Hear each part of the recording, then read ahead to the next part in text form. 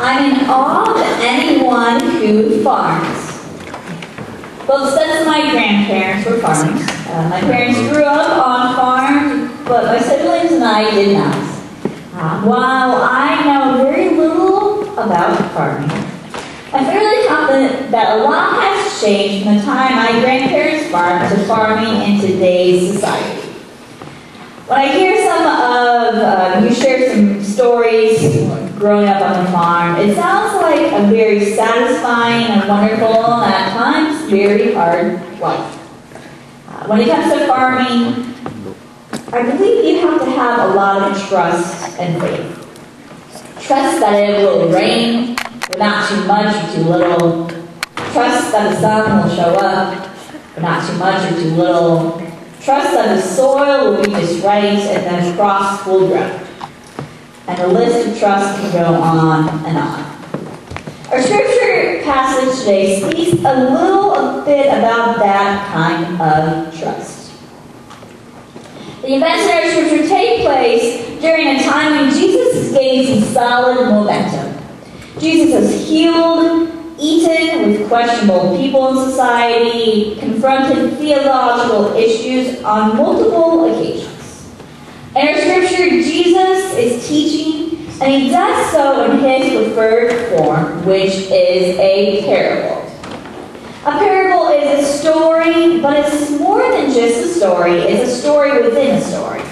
All parables have a point they are trying to convey, but hardly ever, if ever, a parable comes right out and says it.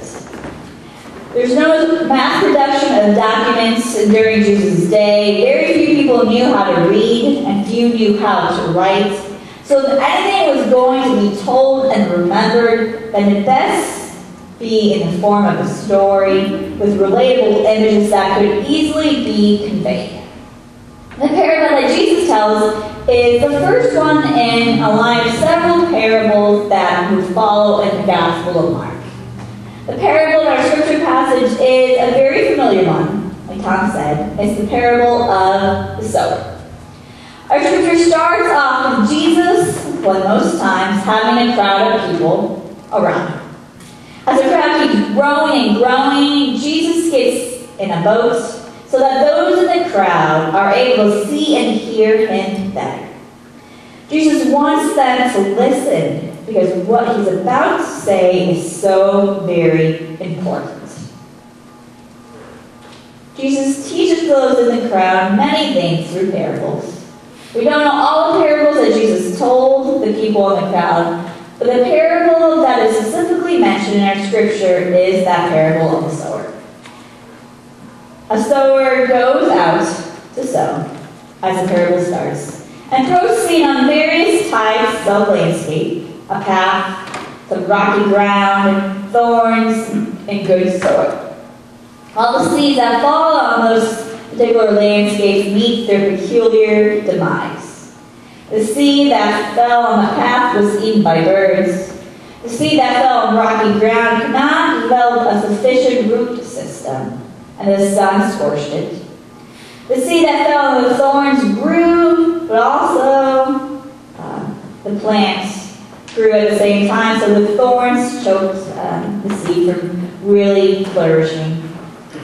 The seed that fell on the good soil, you guessed it, produced grain 30, 60, 100-fold. Jesus concludes that particular parable by saying, "Let anyone with ears to hear listen." Let anyone with ears to hear listen.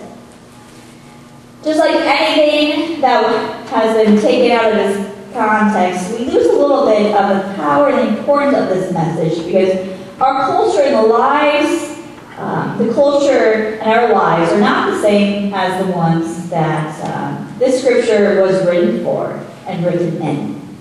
The people who gravitated to Jesus' message were those who had very little or practically nothing. Those who had generally did not care much for Jesus or his message. So you might ask, why was that so? Why is it so? Well, because Jesus' message and Jesus' very presence made those who very uncomfortable. Especially when Jesus dared utter phrases such as, the first shall be last and the last shall be first. And when he says, sell what you have and give it away. For those who had, there was a lot to lose if they were to truly follow Christ. But not so much for those who had nothing or little. They had nothing to lose because they had nothing. Even more so, society had already discarded them as outcasts who could provide nothing to society. So they were most likely looking for an opportunity that would provide a different life for them.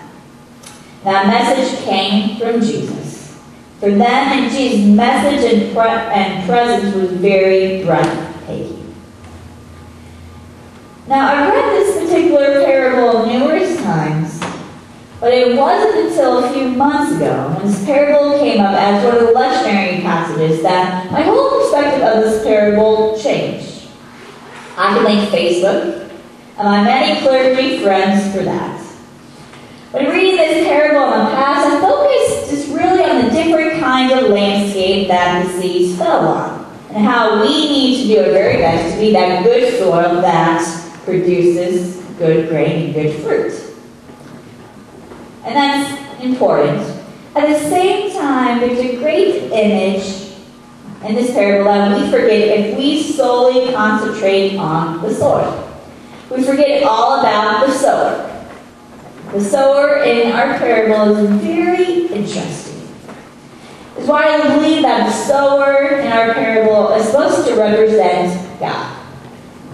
So let's backtrack a little. Remember Tom reading the scripture passage. What did the sower do? What did the sower do? Scattered the seed. Yeah. And he scattered it. What's interesting is that how he scattered the seed. It just seems that he just haphazardly sows. The seeds are described as falling and not strategically placed. It seems that the sower really did not have a plan for sowing. Some seeds fall on a path, others on rocky ground, others amongst thorns, and yet others on good soil. It seems that the sower has no real interest or is really concerned where the seeds land, other than they land in that he sows. The sower is just happy to sow, and is not concentrating about where the seeds land or whether the seeds grow or not. So if the sower is God, what does that say about God? And what does it say about us? Well, this parable points to a very generous God who shows no partiality, a God who is very present to all kinds of people at various points in life, as a God who freely gives without a requirement of worthiness. Now let me repeat that again. The sower in our parable portrays an image of God who freely gives without a requirement of worthiness. With that said, God fearlessly gives, and sows knowing that all will not be wasted, as some will give. And the seed that God sows will take. So we have to ask at this point, what does God freely give? What does God sow? Well, I'm fairly convinced it's not material resources that God freely gives. I think humans have a heavy hand in the distribution of goods and other material resources. I think what God freely gives is God's very presence, God's love. And as responses to generous God comes our responsibility, the sowing seeds of God's kingdom on earth as it is in heaven. I'm convinced that Jesus from the very beginning was setting up the people around him for his exit plan. Jesus was preparing people for the